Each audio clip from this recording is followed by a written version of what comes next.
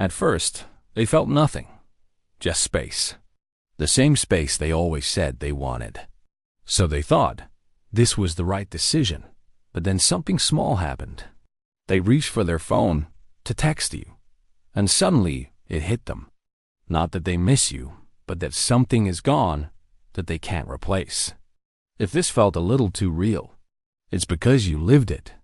Subscribe, not for me, but for the version of you that's still healing. The noticing. They start noticing the specific shape of what you did, not the relationship in general. The details.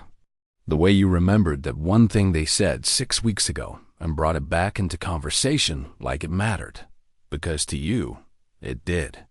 The way you didn't push when they went quiet but didn't disappear either. You just stayed in a way that didn't feel like pressure. And they don't have language for that yet. They just register its absence now, like a weight that was always there and is now gone.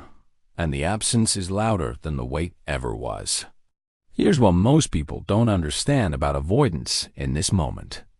They're not sitting there thinking I love them and I let them go. That narrative is too clean. What's actually happening is more disorienting than that.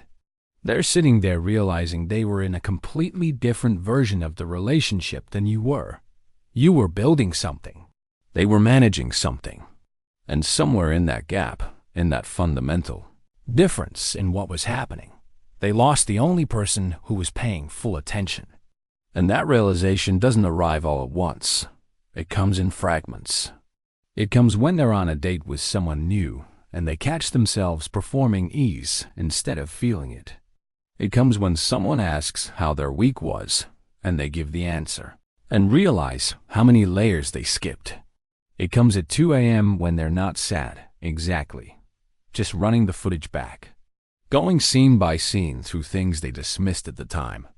That night you sat with them through something hard and didn't make it about you. They clocked it as normal. They moved on. The time you told them something honest about yourself, something most people would have softened or hidden, and they felt a flash of discomfort and changed the subject. They never asked you back to it. The way you said goodbye the last time, not dramatic, not punishing, just quiet and done. Like you'd made a decision from a place of clarity, not emotion. And they thought, good, this is easier. But they were wrong about what they were watching. They were watching someone who had finally finished waiting. The autopsy they're running now isn't sad. It's precise, which makes it worse. Because sadness has a direction. Sadness wants something. This is different. This is the slow recognition that the math of what happened is unfixable, not because of the breakup. Because of all the small calculations they made before it, every moment they chose comfort over connection. Every time they reframed your patience as neediness so they could justify the distance. Those choices compounded, and the compounding was quiet. It didn't announce itself. You didn't leave in anger. You left in exhaustion. And exhaustion doesn't negotiate. Here's the part that no one talks about. The avoidant doesn't need to learn what love is. They often know. Abstractly, clearly, sometimes even painfully. What they couldn't do was let it land. And there's a difference between understanding something and being able to receive it. They understood you. They just couldn't stay in the room with what that meant. So what happens now? They don't collapse. That would almost be easier.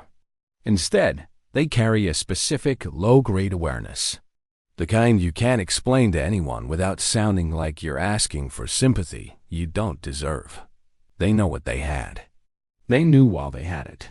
That's what makes this different from ordinary loss. It's not, I didn't realize. It's I kept not choosing it until the option closed. And that is a very particular place to live. Not rock bottom, just permanent ground level, where everything is fine and nothing is full.